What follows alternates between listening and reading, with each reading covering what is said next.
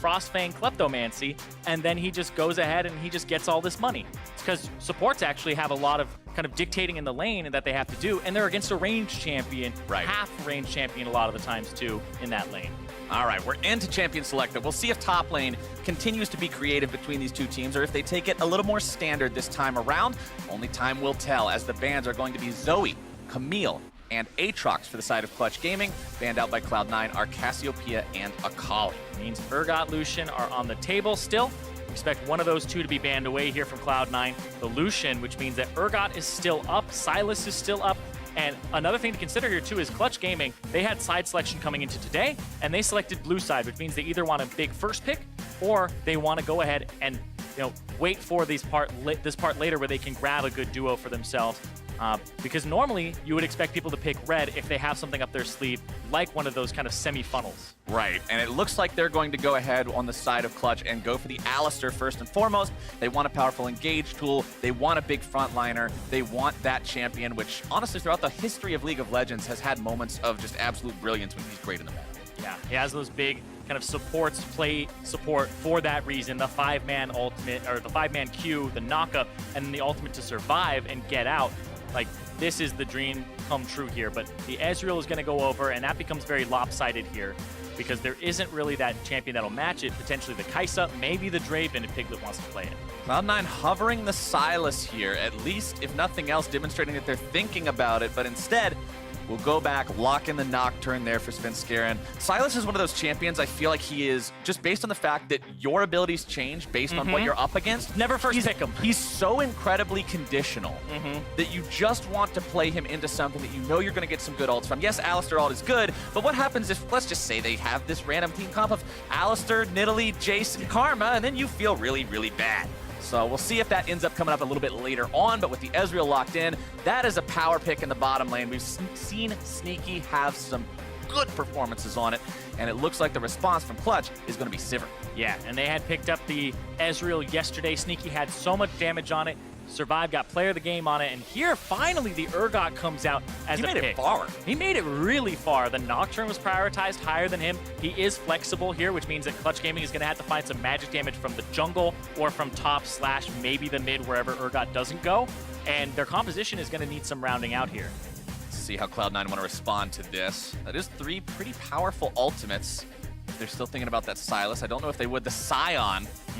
Remember that one of the games Cloud9 lost was going up against a Scion. So this time they're going to have that one locked in for themselves. Like you're going to see Licorice playing that one, which means Sylas probably will not be chosen this game. Although remember that he can be played in a variety of positions, so not completely locked out of the realm of possibility.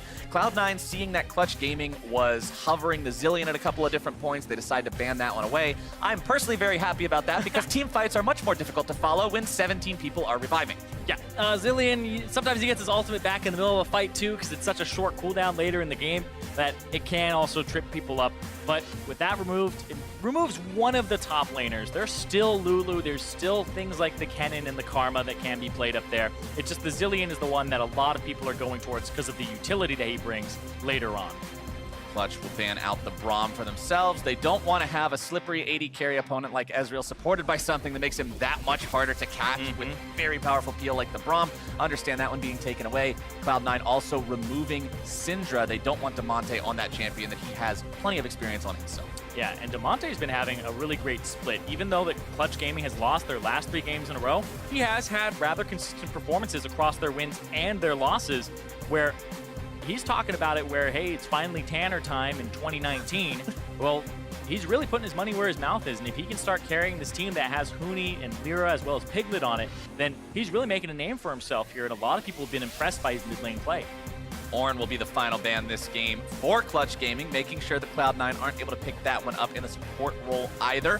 Really focusing on Zeyzal, and it looks like Cloud9 goes for the Shen. Yep, this is the Cloud9 special. The Shen plus the Nocturne, the delivery will come through here, where he's able to just get delivered to the backline, and with a low mobility Sivir, who will have to run around and dodge kind of manually, you're really worried about that. And if they're picking a mage here in the mid lane, a lot of those mages aren't incredibly mobile. You'll have to pick Lissandra, who has one of those kind of dashes, but LeBlanc is kind of the other one that jumps up too. Lissandra, one of those champions with the get-out-of-jail-free card built into the ulti as well, can buy herself some time if the Nocturne and the Shen are going after her. Lee Sin also locked in here for Clutch Gaming. Lyra will be piloting that this time around. Cloud9, one pick left to make this game. Thinking about Galio. I mean, if you already have a delivery system, why not get more bang for your buck? This is frightening. Nocturne jumps in on you, delivers Shen right next to him. Galio comes flying down on top, and just in case that didn't bop you hard enough, Sion just will come charging in 2 seconds later. Meanwhile, Ezreal just doesn't care about this. He's shooting you with Qs from 1100 range away. Yep, and this composition is actually quite scary, but it takes him a while to turn on, and Lyra on this Lee Sin, looking at him as well as Damonte on this Lissandra to make something happen by owning the mid lane in terms of priority, and then roaming to the bottom or roaming to the top lane early to try and get this game in Clutch Gaming's favor. Because if this goes long, you have this infinite scaling on the Sion, and then you have this tanky durability as well as kind of ways to save people left and right with the Galio to kind of interrupt people, as well as the Shen. So we're watching that, seeing if Damonte and Lyra can make this early game happen, because it's a very scary composition for Cloud9, who's looking to just climb up the standings. Yeah, Cloud9's composition very, very synergistic. At the same time, though, Clutch has some of those picks that we've been seeing so much of lately with the Urgot, with the Lissandra, champions that have proven themselves as top meta picks. So we'll see if that can stand up to what Cloud9 has drafted this time around. We know that even if you have a tanky lineup with things like a Sion and a Galio and a Shen and stuff that can be tricky to actually burn that health bar down, it helps to not have to worry about the last 25% because you got the blender ready to go. Exactly. You don't have to actually finish him off, and if he has a Warmogs, doesn't matter. You just bring him in, and then you're done with that fight. But right now, these teams neck and neck in the standings. Clutch win this, they tie Cloud9, but if Cloud9 win this, they start that trek towards the top to catch Liquid. Ultimately, hopefully culminating in a rematch with Liquid. We'll see if that ever happens, but right now, Cloud9 has to take down Clutch Gaming, and Clutch would very much like to make that not the reality here. We'll see who comes out on top. We're on to Summoner's Rift for the second time today. Everybody starting off pretty usual, pretty standard here. Line of scrimmages being drawn across the river. Where do we think we're going to see the junglers start this time around? Judging by where I would expect them to start, I feel like this would be a bottom side start for both of them, because they have good kind of people to assist in that. I don't think anybody really wants too much of lane priority on the bot side. Potentially Clutch might go for something if they want to have Lyra on the top side early, but I feel like red buff helps you out so much if you meet the other jungler. So I would expect bottom side starts here for both of them, but it will be altered based off whatever path they go for. Nocturne actually, Svenskeren could start top. Actually, I'd say Lyra, if I'm going to like put money on it, Lyra bottom and then Svenskeren top side. That's okay, what so I would both expect. red buff starts and Yeah, just moving. opposite sides. Okay, all right. We'll see if that plays out that way. First Drake is going to be Infernal this time around here as well. So always like to keep track of those and see when teams are going to decide to go after them, especially when you have a team that has plenty of damage potential, like what Clutch Gaming has drafted for themselves. Everybody's going to be building some wallop there. Yeah. Infernals go a long way. And people are bringing out new stuff, kind of old new stuff again, because it's Old new stuff? Yeah, well, I guess new old stuff, right?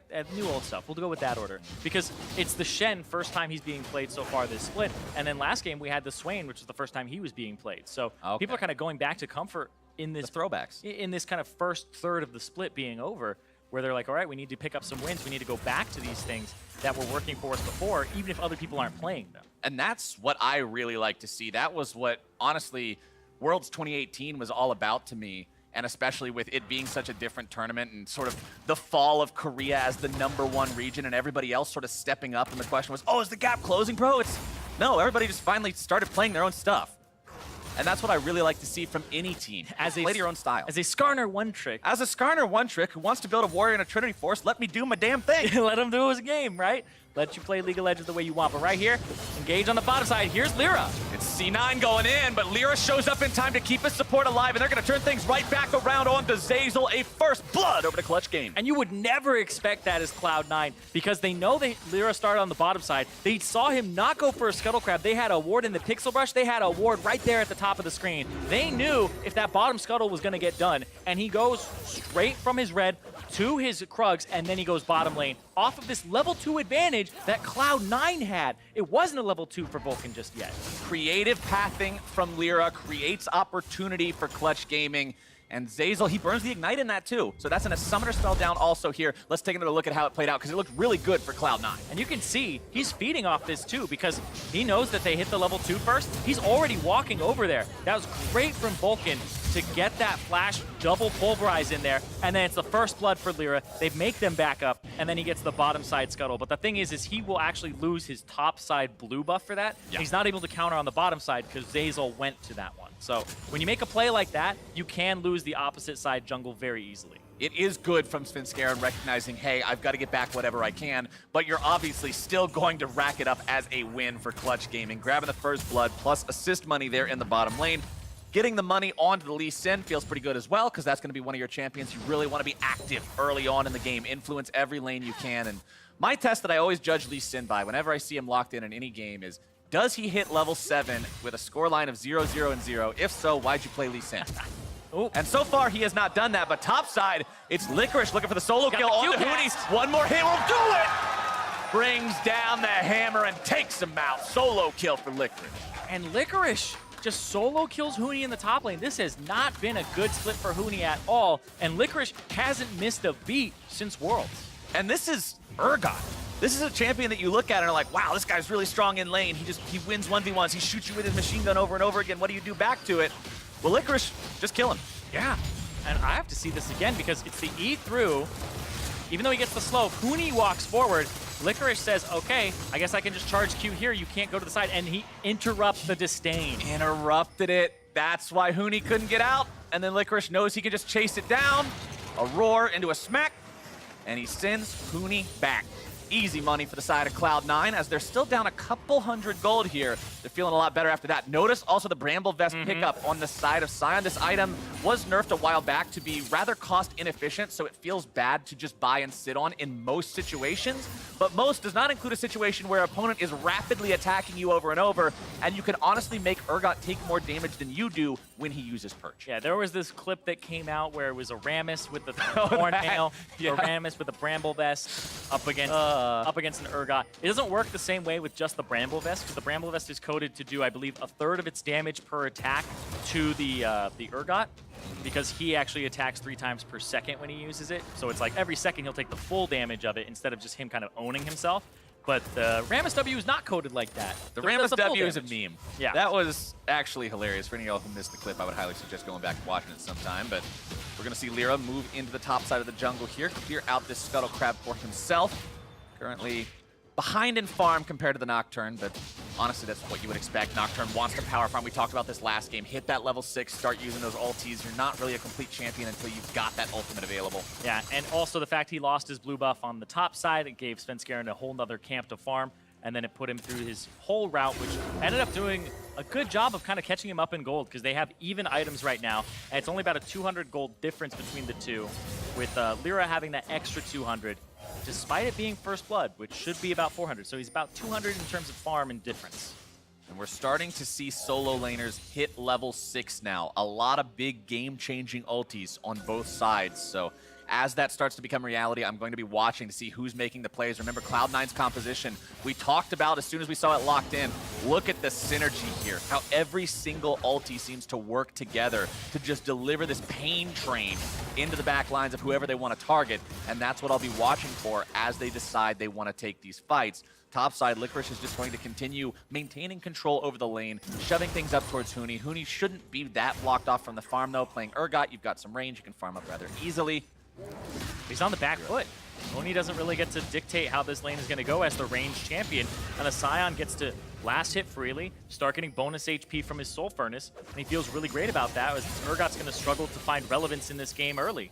And you already brought up, if the game goes late, you have the one remaining S-tier tank in the game in Sion, with the infinite scaling, with the ability to just be that massive meatball that hits 12k HP with a Gargoyle Stone Plate.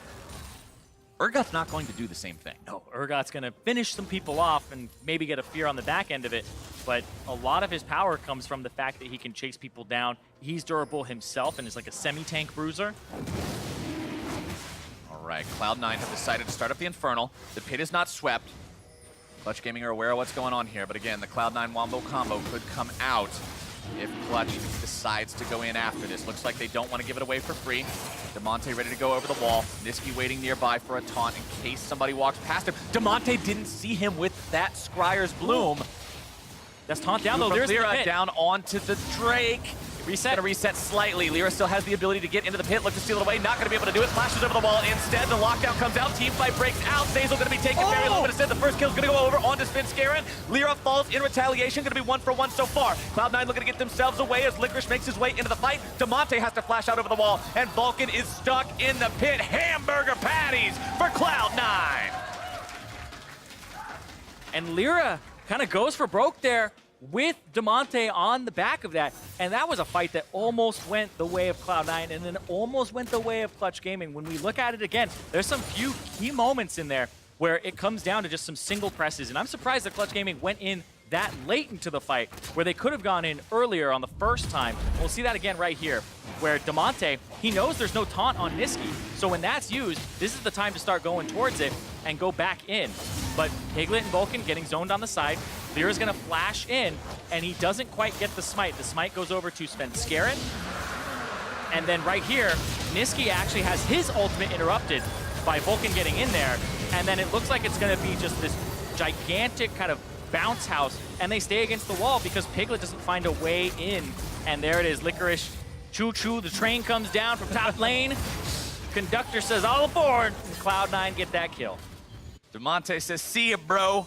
Leaves Vulcan in the pit, goes back to firing. There's nothing you can do to save him at that point. Still feels bad to have to leave your buddy behind, but unfortunately, that's the name of the game for Clutch Gaming. Cloud9 feeling good. They've got the kill lead. They've got that first Infernal Drake secured for themselves, so they know that that scaling situation is going to be even scarier once we get towards the later points of the game, but we're only just now about to crest 10 minutes, so still plenty of time to work in this game. Clutch Gaming only down, honestly, they're up a little bit over 100 gold now, so still very possible for them to make a retaliatory play here. They've just really got to be careful about how and where they time it. Yeah, and especially since Sneaky is starting to get some items here. He does have a bounty on his head, but the poke is going to be pretty damn good at this point now that he has the Sheen and he has the pickaxe to boot.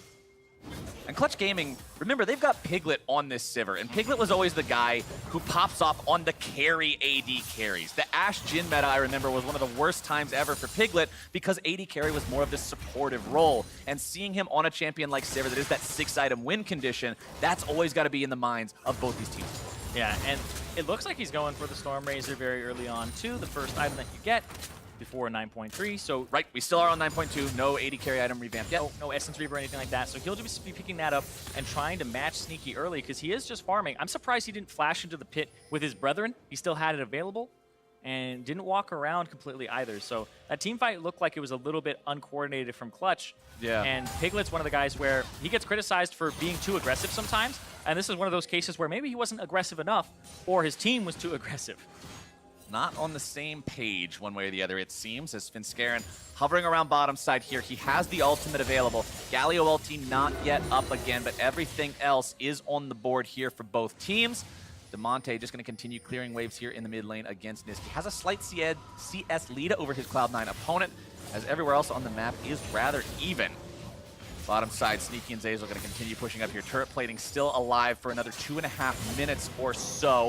You can see one plate has been taken for Clutch Gaming in the top side against the Cloud9 turret. Cloud9 going to respond by taking their first plate from this bottom lane turret of Clutch, and it looks like they'll get 2 here, sticking around long enough to make sure of it. Yep, and that's their first 2, so it's 2 plates to 1 plate right now in terms of what's been taken. This is only a 3-plate game. I believe the average coming into this week was about 8 or so in terms of both teams, you know, added both together. Both teams together, right. I was gonna say, if you're taking 8 on average yourself, you're getting a lot of plating. You're drafting some early game. Yeah, or actually maybe it was 5, and that ends up being 800 gold. Okay, yeah, that So makes sense. It's probably 5. It was like there's an 8 in there. Somewhere in this equation, there is number 8. I believe it was 5, so it would be below average here. A 5 is just an 8 that had a couple of the lines erased anyway. Yeah. See, blew your mind to that one, didn't I? No. Well, Demonte is going to push up mid lane.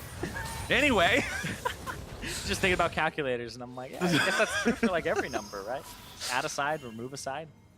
Either way, the Drake is spawning in about 30 seconds now. Mountain, as you said, if turret plating is still around, Mountain Drake feels really good to get early on in the game, where previously, before the existence of platings, it kind of was eh. It's like, if Baron doesn't exist, why does this thing exist? I'm not really concerned about it yet, but in this day and age, just might be profitable. We'll see if anybody decides to take it. Taking it on spawn, though, even if you get it immediately, you're only going to have about 30 seconds to work with it. Gonna push so real fast for it. Highly unlikely that that's going to translate into much for the plating, but we'll still see who wants to go after it here. You can see some hovering up the bottom side. Lyra staying around here, clearing out the Krugs. Could also get involved if Cloud9 wants to force anything too hard down here, as Vulcan will make sure he mops up that cannon minion there. As you can see, Zeyzal moving around, sweeping out, dropping down some wards, controlling this pit, so Svenskeren can move in and take the trade. Zeyzal, I think he's going to place another ward. Does he place? Yes, he does place one, so he can end up seeing Lyra backing. And he places it over the pit. And now they're going to go start that. Svenskeren's strong enough now. Level 9 on the Nocturne. Doesn't really have an issue soloing this Drake down, so he'll have his team rotate towards him, but he's fine starting it up on his own. On the top side, though, Damonte's actually going to roam a little bit towards the top, and Licorice is going to appropriately back off just in case. So that's really good, because a lot of the times when you're making a play on the bottom side, top laner doesn't back up, not paying attention to the map. It's like what we saw last game. It's what we saw last game, especially if you're up against somebody who has playmaking potential. We've seen Lyra do it on Lee Sin before. You've got to respect him and know what he's capable of doing. Of course, we know he's just farming the Wolves right now, but considering Cloud9 doesn't have that perfect information, you've got to err on the side of caution, as that is going to be 2 Elemental Drakes over the side of Cloud9. Nice interrupt there on the back, coming out from Licorice. Zeyzal looked like he went for some extra damage on that turret, trying to finish that one off, because if you actually look at the gold, it's very even, but I also think that there were 2 culls. Huni and as well as Piglet both had some culls that they popped the extra gold from it, so they would be further behind if they hadn't invested in that item, where now it's pretty much even. Yeah, Cloud9 is ahead in terms of how well they've played the game in the fights and just been controlling objectives and things so far, but Clutch is doing a good job of making sure that it is not this just damning situation where you're just waiting to have your opponent balloon that lead even further. It's still a very close game. They can still pop off in a team fight. Niski clearing out the wave there. Nice, easy Justice Punch into the Proto Belt. Wow, Svenskeren went for a BF sword, and I looked at it and I was like, that is very early. Is he far ahead? No, he just didn't get boots at all. He has no boots versus boots too. This is just like, I don't need to chase people if I just stab them and kill them immediately. Yeah, if I'm right on top of this guy, I can use my ulti, and if he dies, where else do I need to walk?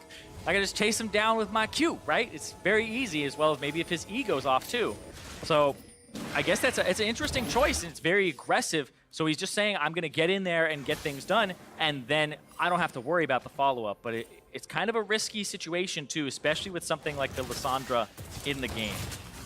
I had a friend back preseason 1 days, Irene, who played a lot of Karthus, and he would never buy boots. And one day I asked him, hey buddy, why aren't you buying boots? And he said, I'm supposed to die, and I can't walk when I'm dead. Why would I buy boots? Flawless logic, actually. I didn't have a rebuttal. I just kind of went with it after that. I guess he never chased people down with the E on. No, he would just it was revive teleport Karthus. So he would just teleport behind them and die. We were both bronze for a reason. Anyway, Cloud9 clearing out their own blue buff, passing it off to their mid laner. We'll see what Niski's able to do on this Galio as things continue. Remember, Galio, when we first started this split, was before his nerfs came in, and he was a powerhouse, received quite a few heavy-handed nerfs and a hotfix buff to actually revert one of them since then. And now he's not really at that point where he was for such a long time of being such a huge pick, but it looks like Cloud9 still has plenty of faith in the pick itself, as Niski will use the Justice Punch backwards there to make sure he farms things up quickly and efficiently. Yeah. First items coming online for just about everybody right about now. You can see the Cleaver over there for the Urgot. Because Sion took a little bit of a detour, picking up the Tabby, picking up the Bramble Vest, he's still working towards that Righteous Glory. Luden's Echo done for Lissandra. Protobet, as I already mentioned, onto the Galio. Ezreal has the Iceborne stacking up that Mana Moon. Wants to get towards that tier ASAP so Sneaky can get the set. Yeah, surprised. Sometimes you just see the Lissandra go for the Proto Belt. The Luden's Echo is very aggressive in terms of the damage, but he's the only magic damage on the team. And we talked about that in the draft where the Urgot had been picked, so it's a Sivir. So they either got a magic damage jungler, which they didn't, and they ended up going for even more magic damage from Damonte. I like how Clutch Gaming, even though they had 4 people, as soon as they saw Cloud9 continue to step up, they backed off because they knew there's no way they're stupid enough to walk up into this. They have to know something's going on, and we're not walking into that, not against this comp. Yeah, that's one of those things where it looks so bronze that it's actually a challenger move. Yes. We're like, this guy is an idiot. He's walking forward. It's like, actually, he's baiting you. So yeah. He's making, yeah, exactly. 200 IQ. He's preying on what your tendency would be if you saw this situation. So I actually love those plays because they're hard to appreciate, and I'm glad you brought that up. But it's a big part of this league and how people kind of play around each other, because you'll see a top laner kind of fake or bluff that his jungler is there, and then the jungler can make a play on the other side, and then you're almost like, how was that such an easy gank to have the jungler lane gank with? It's because they had given false information on the opposite side of the map. Righteous Glory is also done for both of those top laners. Speaking of them right now, means you're going to have extra initiation tools getting into the mix. Even if Sion accidentally bonks his head on the wall trying to make his entrance with the ulti, he can still catch up to people and start putting down some of that CC. Game's still only 2-3, 18 minutes into this game. Neither side wanting to be the team that pulls the trigger at the wrong time. TP coming in bottom, though. That's Sneaky expending that one. Alistar can't punch fast enough. Get your hands going. Smack it. Rip. You hate to see it. You just got to ping it and tell team, okay, there's a ward here, frown. Yeah, you don't want to place a control ward there either. If you place a control ward to see that one, you place it on the right side of the bush, which makes it easier for people to kill. But I guess you just go, Lyra, just don't walk here. There's a ward right there. Don't stand on that thing. Lyra, don't you do it. Okay. All right. Okay, but they know Nocturne is here. There's the TP. Oh, they'll see the TP because the ward is still there. So they see Piglet. Coming in. Cloud9, they now... Oh, is there a fight on the top side? What is going on? Licorice and Huni are... Yeah, there's some sort of a... No, I'm going. They're duking it out up there in the river. No, I'm getting to the for dragon first. priority, yeah. So it's no, like a... No, come back here. No, I'm getting to It's the like dragon. I'm a, gonna go. it's a sack race. They're both hobbling along, just trying to jump down there. But they're trying to sabotage each Yeah, other, like tripping push each the other other. up. Yeah, push the other guy over. No, me first.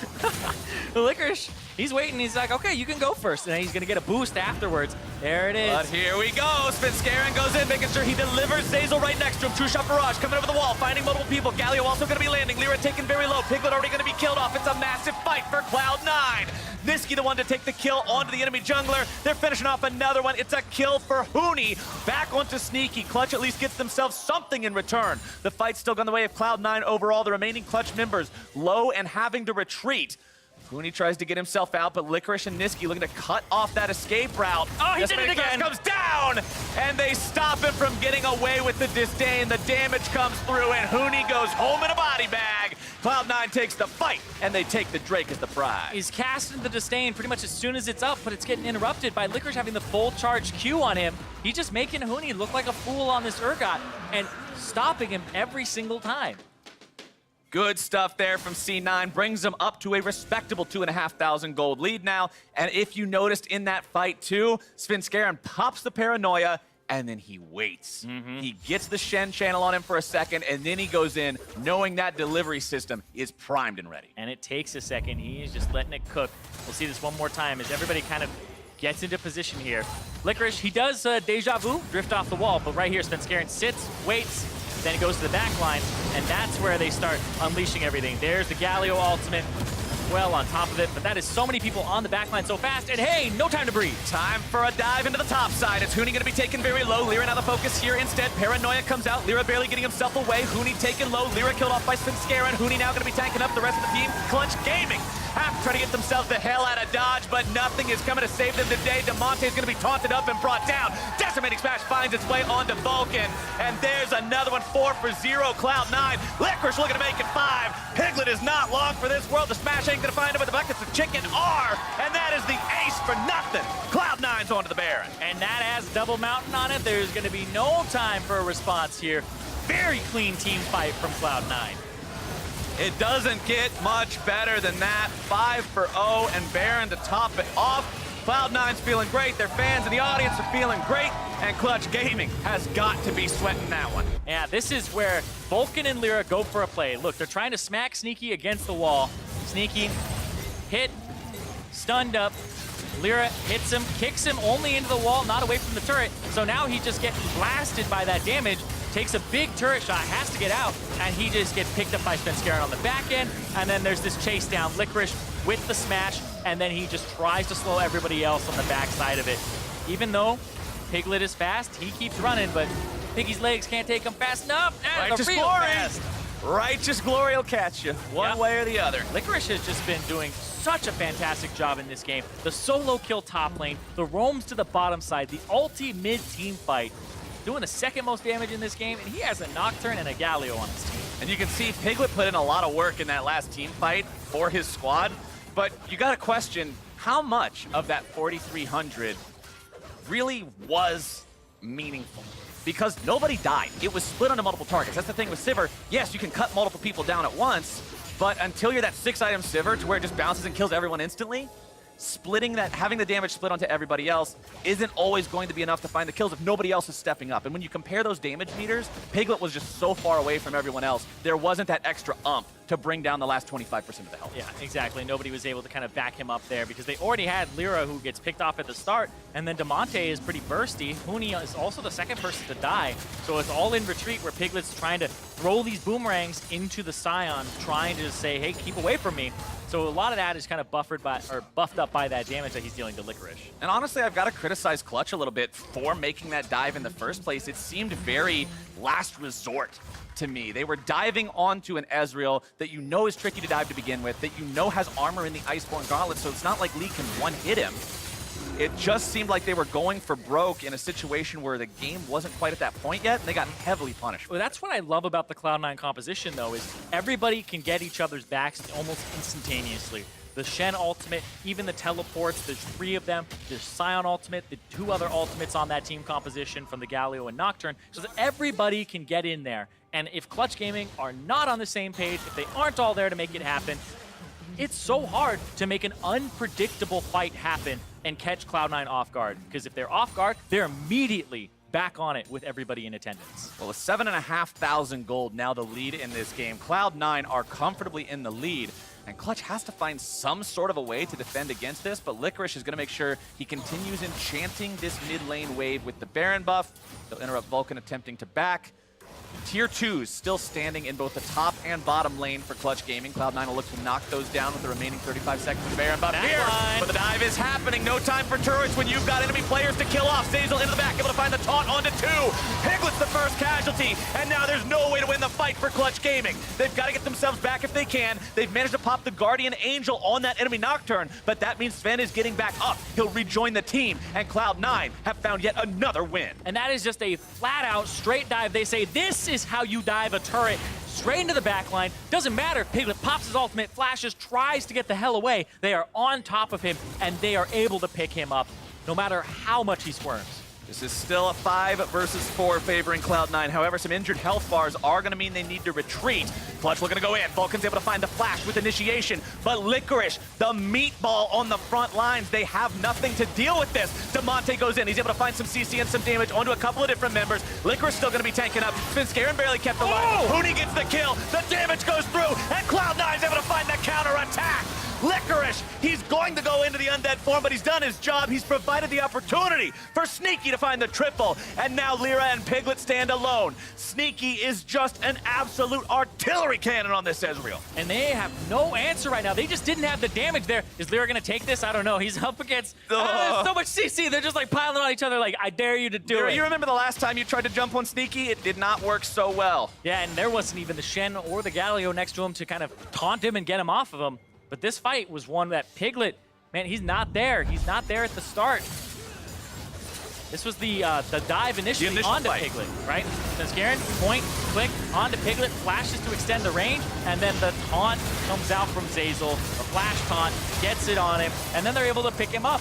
He can't get away from that at all, and now Licorice is the one taking the turret, making sure Svenskeren gets out. And that was just a very clean pick up the Piglet. And then here, he's not alive. Where's the damage gonna come from? The Scion has stacked armor. The only person who can really deal any damage to him is going to be Damonte. But Damonte's sights are set on Svenskeren, who spell shield doesn't have it broken off him, almost drops, does eventually because of Huni in the backside. But then Licorice, he's dealing with a bunch of people who do physical damage. And he's not able to be killed until the very last moment. The Scion's shield is currently slightly under a 10-second cooldown and shields for 560 health. So quite a bit of tankiness here for Licorice on the side of Cloud9, and what you talked about is coming true. The scaling has happened, the front line is there, and Clutch Gaming do not have the tools to punch through it. As you already said, the armor means the only guy that's going to hurt you is Damonte. Damonte's 0, 2, and 4. He's still only got one fully completed item at 27 minutes. Yes, he has both of the needlessly large rods for the Rabadon's death cap, but he's still a long way away from having that GG damage that he needs. Yeah, and by the time he has that damage, the Scion will be even more scaled up. You can see Licorice now has a Spectre's Cowl to his name, and that 200 plus armor now backed up by 115 magic resistance, and all of that 1200 bonus HP from the Soul Furnace just makes that even better to have. Let's take a look at what Cloud9's got, because we saw the Guardian Angel come out, be very useful for Svenskeren in the last fight, provided him the opportunity to stay alive long enough. Niski still hasn't died this game at all. Has the Oblivion Orb on top of the Ludens and the Proto Belt. Tons of damage coming out from this Fully guy. stacked Seal, too. And Sneaky is working on getting himself that second fully charged tier. Fight could break out here in the mid lane. There comes your Paranoia. Delivery system has been activated. Into the back line they go. Galio coming down on top of Svenskeren to make sure he finds his way into the back. But Piglet's able to find the kill onto Sven. He may be able to keep himself alive a little bit longer, but Clutch is still so far behind. The fight is still so hard. Sneaky is dominating. Still looking to chase down the remaining members of Clutch. They have actually lost the fight so far. Cloud9 has lost 2 members, only taking 1 down on the opposition. Their initial kind of pull on the team fight there, they didn't kill Piglet immediately. He was able to get his stopwatch off, stay alive, and then the shield came out afterwards right away from Lyra to make sure he doesn't drop. It actually saved Piglet real hard. Let's watch that one more time here. Because Svenskeren picks up the blue buff right before the ulti, clicks onto Piglet. Piglet is running back. They try to peel him off, waits for it. Then he's fleeing, he's CC'd right here before he gets picked up by Niski on the flash W. The Zonias comes out, uses the E, doesn't hit him, and then the shield from Lyra comes through too. The mistiming there on the E, on the Justice Punch, was what made it so Piglet didn't drop. But the peel coming out, Lyra kicking one person away through 2 other people. Clutch Gaming, when you're down 10,000 gold, it is damn hard to even go even in a team fight, but to win it is a great feeling to have, and it shows that there are still signs of life for this squad, however difficult the game may be at this point. And that might be one of those realizations that you have maybe too late in the game where you go, oh, crap, I should have been peeling instead of engaging. A lot of the times as primary engage on my teams, you go, okay, I want to catch their AD out. I want to catch this guy out, kick him into my team, and kind of sacrifice myself for it, because that's how it works in other compositions. But this one, Cloud9, they're going to come to you. The Nocturne is just going to run at you. He's going to ulti into you. The Shen is going to be delivered. And 3 people are always going to be delivered. They're trying to get to your backline. So instead of trying to get to theirs, peel for your own, disengage their backline with your Lee Sin, and kind of create this wall with Huni. And I think they're learning that here. We'll see it one more time. Piglet in danger, gets himself over the wall, trying to stay safe. Svenskeren looking to follow. Piglet taken very low, will be taken down. Zazel makes sure of it. Now he's going to be stunned up. Focus onto him. Clutch Gaming looking to find the fear. They'll grab it, but they won't land the CC down onto much of anyone. Still getting themselves away. Still a 4 versus 4. Svenskeren has the GA back up. Lyra doesn't want to take the Q to be able to only pop the passive. It's 1 for 1. Clutch Gaming are adapting well to this. But Cloud9 are still so scary, Zyrene. Yeah, and Sneaky is running around now with the Gunblade. This is that kind of icing on the cake Ezreal item that you see sometimes after the double tier, after the Iceborne. He has the Sorcerer Shoes because the W and the R are both magic damage, and then the Hextech Gunblade on top of it for even more both. It is just disgusting how much damage he can do. 270 AD, 325 AP, a true hybrid monster on this Ezreal.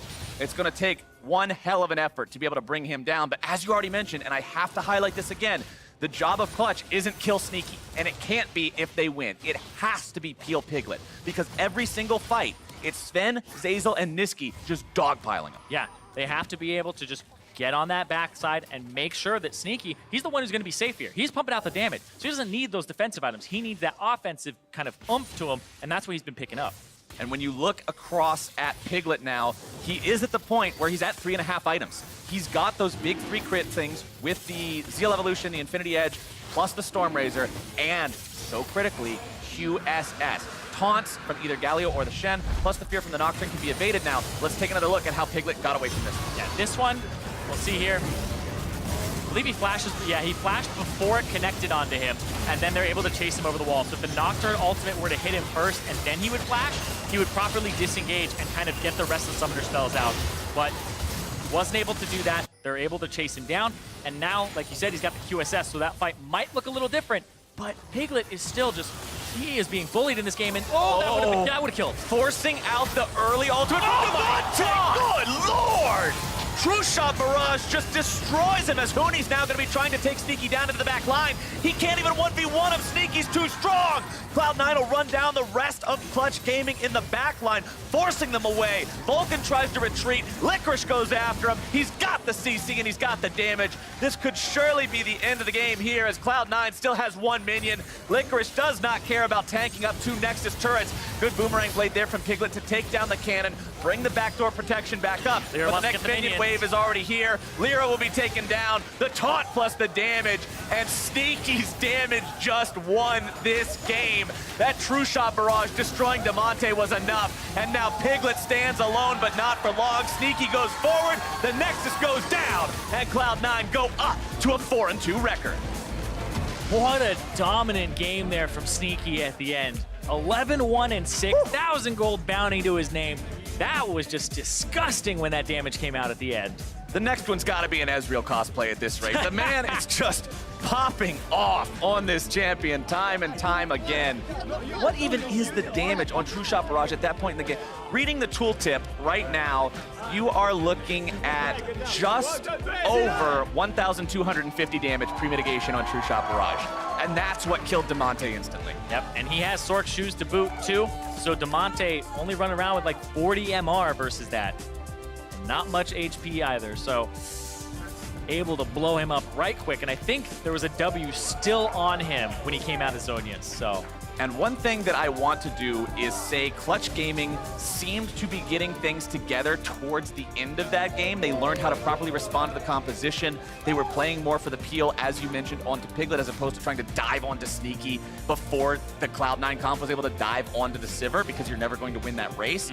So although the game did look very one-sided and Cloud9 was in control seemingly the entirety, I do want to give respect to Clutch for adapting better than they otherwise could have. This is a team that shows the ability to really understand what's going on and be able to make those changes. But at the same time, I've got to applaud Cloud9. They drafted a mean-looking comp with some mean-looking synergy, and they played it right. Yeah, and people are going to look at that damage from Sneaky and have a little bit of a recency bias for what just happened at the end of the game. But you got to remember, Licorice, the solo kill top lane, the roams down to the bottom side of the map. Oh, yeah. Mid-team fight Qs and ultimates were fantastic to get them the advantage so that Sneaky could pop off. But really, this was a team effort all around. And that's what's so scary about that Cloud9 composition is everybody can come together instantly. It's just Clutch Gaming, like you said, they figured it out a little bit too late in the game. Yeah, sometimes lessons learned are great, but lessons learned too late, well, there's always next time. But for now, to give us more about that impressive Cloud9 victory, let's get a breakdown from the State Farm Analyst Desk. Thank you, Captain Flowers. We saw Champ Select Mark Z said there's no chance Cloud9 comes away with a victory in this one, but they proved him wrong. Yeah. They did it in what he thought was an unwinnable composition. Mark, what do you have to say for yourself?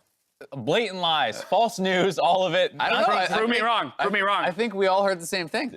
All I said was, like, mid to late game, if it's even, they don't have a ton of damage, and there's only one target in Sivir that they're going to want to ult realistically. That's all I said. I don't know how this turned into, like, C9's doomed, they can't win the game, their comp is bad. You heard him. Just cut That's out what he the- did. I didn't say any of those Just cut- things. just All cut out I the first said was, part. like, it's a There dive you go. comp with only one target That's they how it want. sounded when he said it. My response to it was, what happens to Sivir when he gets ulted by a Shen Nocturne Galio? He dies. The Sivir dies. That is what happens.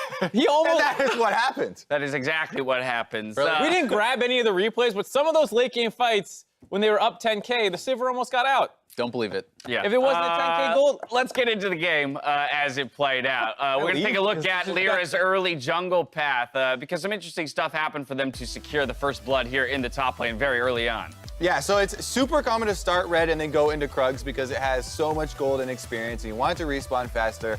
The very normal one is to then go through Tribe Rush up to the Scuttle Crab. However, as you can see here, Lyra, after he finishes the Krugs, he's in really good communication with his bottom lane. And his bottom lane tells him, hey, the Shen is moving up. They're trying to get the level 2 on us. So they're gonna go for the level 2. As soon as Shen gets it, Lyra's coming down for the lane gank rather than going up for the normal path there. Vulcan has an amazing flash in on the Alistar, putting his life in danger. to bait them in for the kill, sets it up perfectly, and gets them rolling with a first blood. And I think it's a perfect example of how mixing up your jungle paths can really get you big rewards. Cloud9 even had there was a ward in the river. You know, they were trying to watch for that scuttle crab gank that normally would come through if you wanted to go for that. So, you know, just mixing it up really paid big dividends. Yeah, and we've talked a lot about where different teams should be putting their focus and, you know, resources when it comes to getting ahead. And Clutch is one of the teams that we've thrown criticism towards in that